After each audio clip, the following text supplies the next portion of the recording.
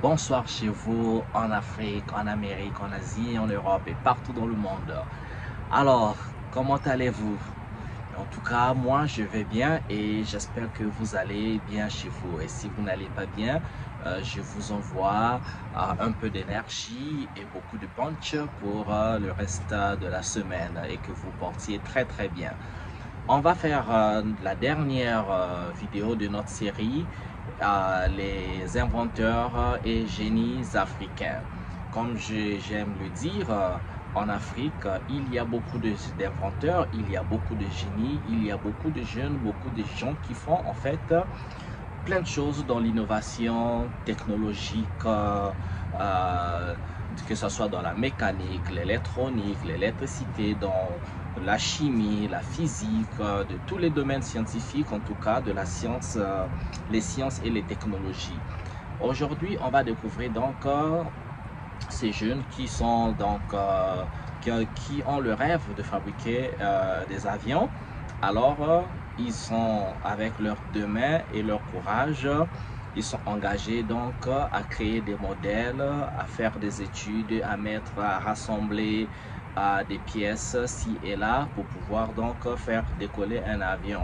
Eh bien, vous savez, toute une histoire a un début, même si aujourd'hui on peut dire qu'il existe déjà des avions, on peut aller sur le blueprint, mais vous savez quoi, le cerveau doit travailler. Peut-être que ces gens-là, en s'engageant dans leur vision de fabrication des avions et des hélicoptères, on aura peut-être du nouveau, ok, arriver à fabriquer des choses qui n'existent pas, parce qu'il ne faut pas penser que c'est pas parce que les avions existent ou des hélicoptères qu'on ne peut pas arriver avec d'autres types, avec d'autres efficacités.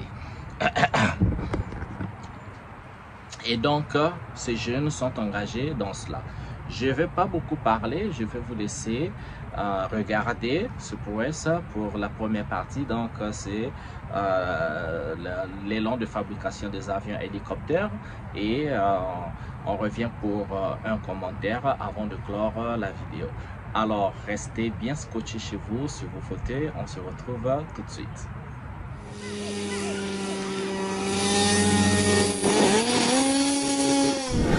Dans cette vidéo, nous partons à la découverte des avions faits maison made in Africa.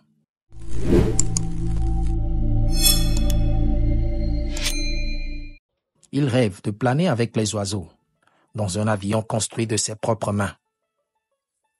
12 autres avions qu'il a construits auparavant ont tous échoué à décoller. Il espère que les choses seront différentes cette fois-ci, pour la 13e fois. Son nom, c'est Gabriel Nderitu. Les moteurs démarrent et puis Upendo n'est plus entre ses mains. Il avance sur la piste pendant quelques secondes glorieuses. Quelques instants après, il s'écrase au sol. Un autre rêve brisé. Le 13e n'a pas marché.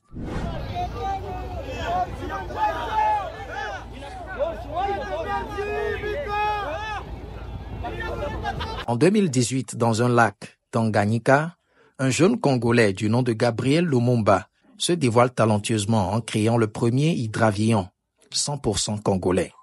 Un hydravion est conçu pour décoller, atterrir et opérer à partir des surfaces aquatiques telles que des lacs, des rivières, des étangs ou des mers.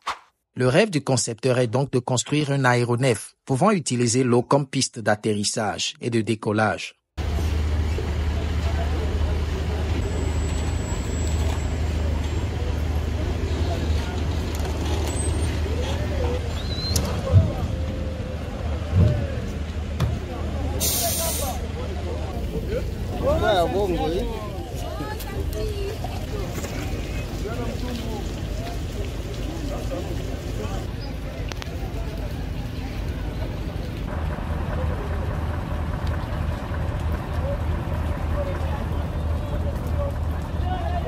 Une fois mis au lac, les hélices de l'hydravion conçu par le jeune Gabriel tournent, espérant le décollage.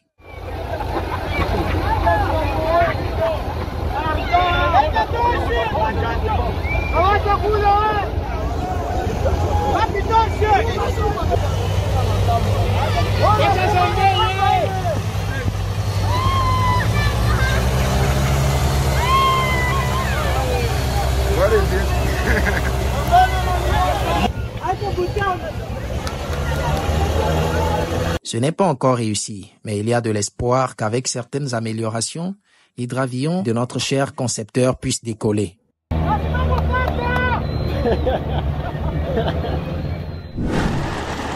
KHKR-45KR.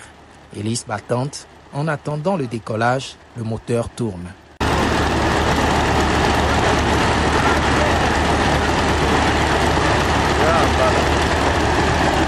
En classe de 4e, le concepteur a abandonné l'école pour problème de santé et s'est plus tard adonné à l'électricité.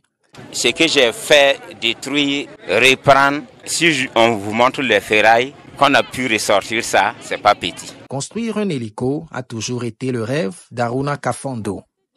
Même s'il ne vole pas pour l'instant, il aurait bien essayé et à l'avenir, il réussira peut-être à le faire décoller. On a essayé de faire avec les moyens de bord que nous avons. C'est juste pour appeler la jeunesse, les jeunes burkinabés, de venir. Et si nous nous initions, nous pouvons faire quelque chose.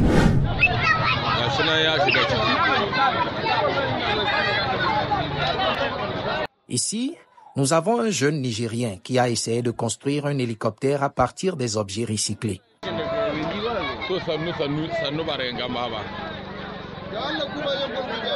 Sous les réactions enjaillées des indigènes, le jeune concepteur essaie de faire décoller son hélicoptère.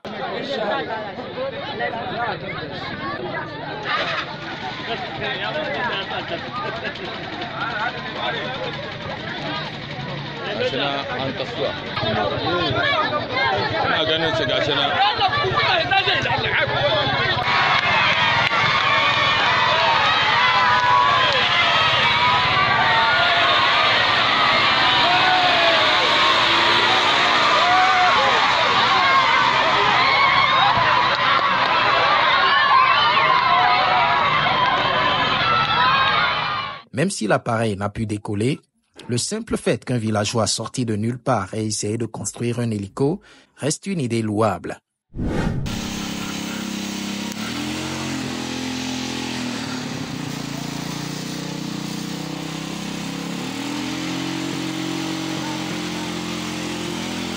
Par ici, nous avons un jeune Camerounais qui s'est efforcé de construire pour lui un hélicoptère.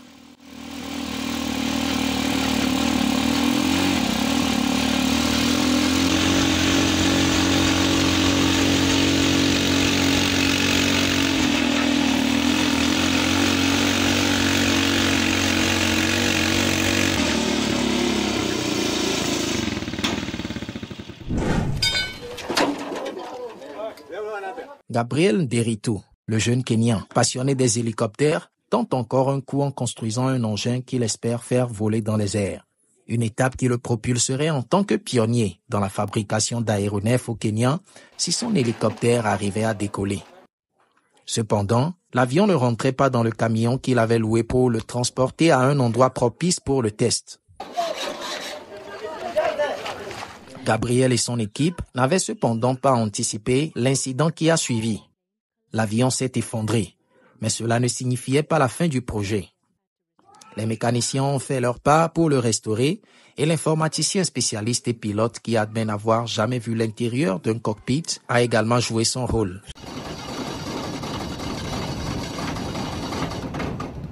Les deuxième et troisième jours se sont terminés sans grand succès, mais le lendemain, l'équipe avait tout fait en son pouvoir pour faire voler cet avion propulsé par un moteur Toyota et une batterie chloride. Dans un état d'esprit optimiste, ils ont poussé l'aéronef. Une foule s'était formée, impatiente de voir un moment potentiellement historique. Cependant, juste au moment où il semblait prêt à décoller, il a dévié sur la piste et s'est effondré une fois de plus. Gabriel était dévasté, mais étonnamment, son esprit était intact. Selon son jugement, le problème réside dans les roues arrière, qui ne peuvent clairement pas supporter le poids d'un avion de 800 kg. Il prévoit revenir plus tard avec des améliorations.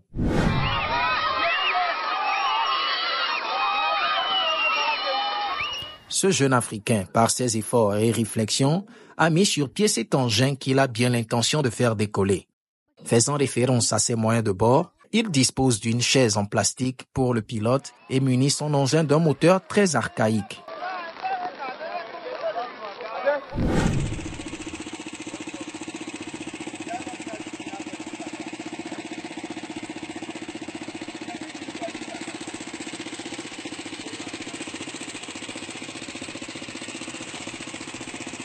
Ici, nous avons un jeune Ghanéen qui fabrique son propre hélicoptère à base d'objets recyclés.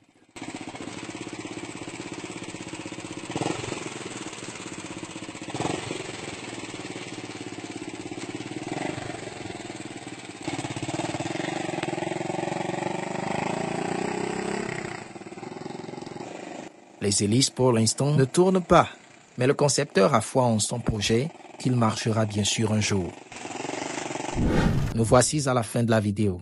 Veuillez la liker si vous l'avez aimé, sans ignorer de vous abonner à la chaîne pour ne pas manquer nos prochaines publications de ce genre. À la prochaine. Ciao. Voilà, c'était donc ça, ce dont je vous ai parlé plus tôt. Alors, qu'est-ce que vous en pensez? Qu'est-ce que ça vous dit? Laissez dans les commentaires, et si vous avez également des vidéos similaires sur des prouesses des jeunes africains, laissez dans les commentaires, partagez, comme ça moi je vais les regarder, parce que ces documentaires, c'est pas moi qui les ai faits, mais je pense qu'il faut les propager avec ces nouvelles que moi je donne pour pouvoir encourager un grand nombre d'Africains de connaître en fait les choses qui se passent en Afrique, parce que vous savez, hein, même dans les réseaux sociaux, on voit beaucoup plus que le côté culturel, mais moins le côté scientifique. Alors que le côté scientifique en Afrique existe bien, côté invention, technologie, ça existe. Et donc les vidéos comme les miennes, c'est pour faire connaître, faire porter le message et ces images un peu plus loin.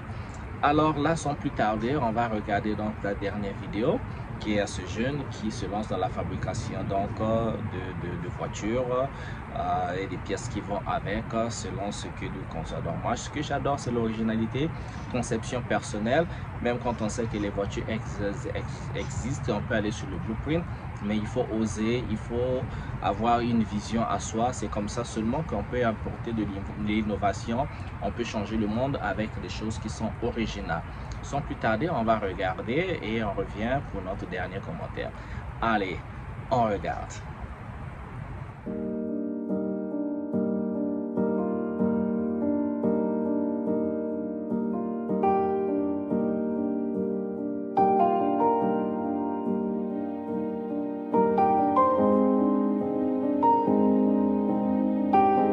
Bonjour tout le monde, et moi c'est Kéré Yubamba Pierre. Aujourd'hui nous sommes avec AB Media. Je suis à Bagré, j'évolue dans la soudure. Aujourd'hui je vais vous faire découvrir mon petite invention. Ici nous fabriquons les matériels agricoles, des chaises, des ouvertures et de bien d'autres choses. L'expérience que j'ai faite qui m'a beaucoup plu, c'est l'automobile que vous voyez derrière moi. Au début, j'ai commencé à fabriquer des tricycles et au fur et à mesure, j'ai amélioré et puis j'ai fabriqué l'automobile que vous voyez derrière moi. Ça fonctionne avec une plaque solaire. Ce que vous voyez derrière là, c'est un pneu secours.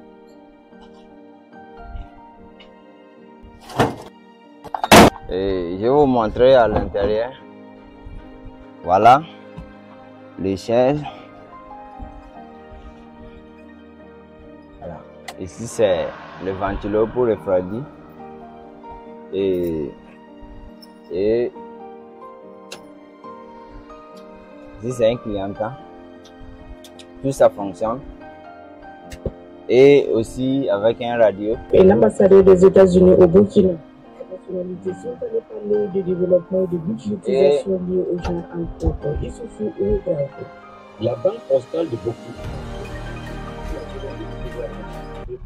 Et je vais démarrer aussi pour que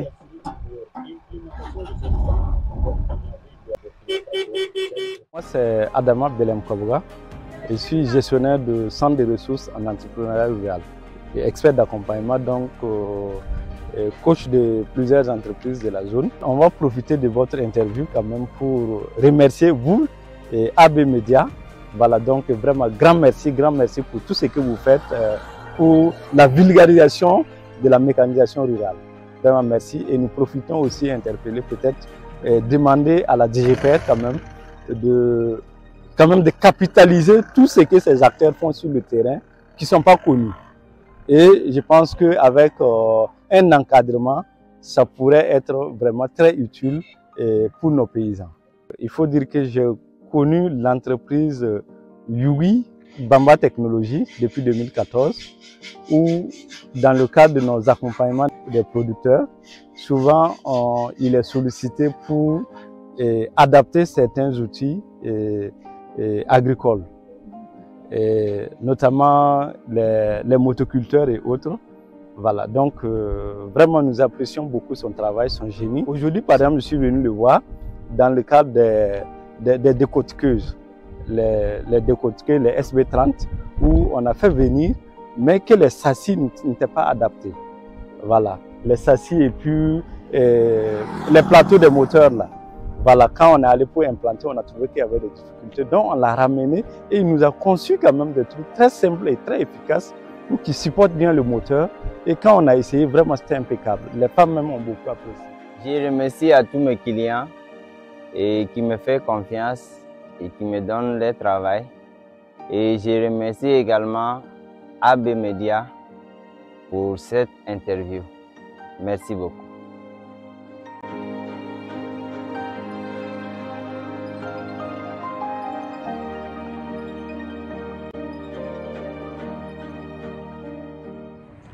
Voilà, n'est-ce pas formidable? Moi, en tout cas, je suis inspiré, je suis toujours inspiré. Quand je voyage en Afrique, je regarde ces jeunes qui fabriquent des trains en miniature, des avions miniatures, des drones, tout ce qui est en miniature, des excavateurs, des tracteurs, tout ce que vous voulez. Et ceux qui sont dans l'architecture, si vous regardez l'une de mes vidéos dans cette série, il y avait ce jeune garçon qui a fabriqué toute une ville en miniature avec des échangeurs. C'était formidable. Donc ça donne déjà un garçon comme ça et on dit bon, il s'intéresse au génie civil, il sera peut-être architecte. Si on le met dans une école d'architecture, on lui permet en fait de développer ses idées. On se retrouvera avec un grand architecte, on se retrouvera avec un grand ingénieur. Et donc, comme je dis, c'est la formation essentielle. En Afrique, si on se focalise sur l'éducation, la création des académies, des écoles de formation, des ingénieurs, et leur donner les moyens qu'il faut, les moyens financiers, investir dans les projets de ces jeunes, je vous assure qu'on n'est rien du temps, l'Afrique sera un bond vers l'avenir. Parce que il y a 50 ans, la Chine était considérée comme un pays pauvre.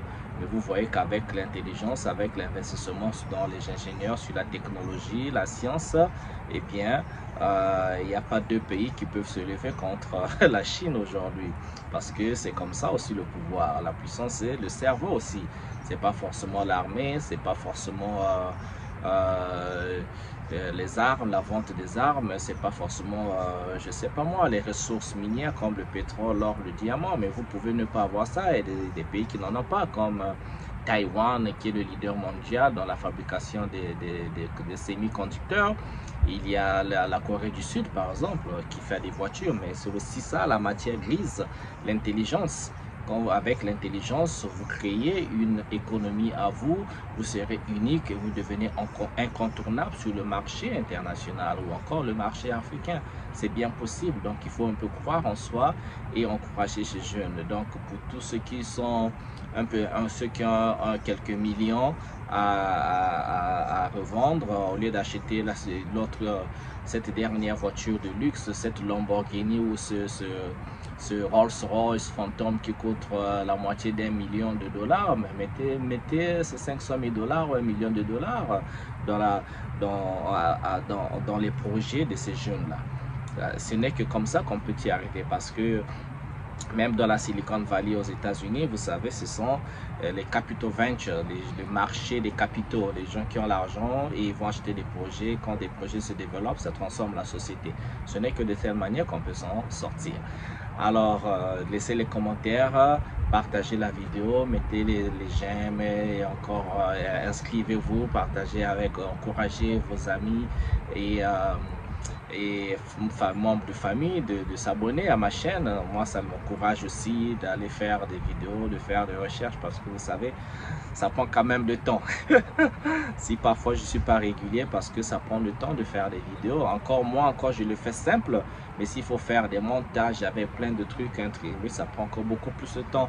Dans le travail de la vidéo, le montage prend beaucoup de temps, énormément de temps.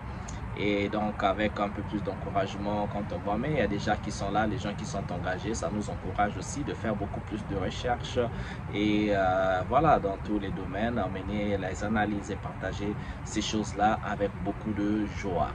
Merci encore de m'avoir suivi. On va se retrouver à une prochaine vidéo. Et entre-temps, je vous souhaite bien le bonheur chez vous. Ciao, ciao.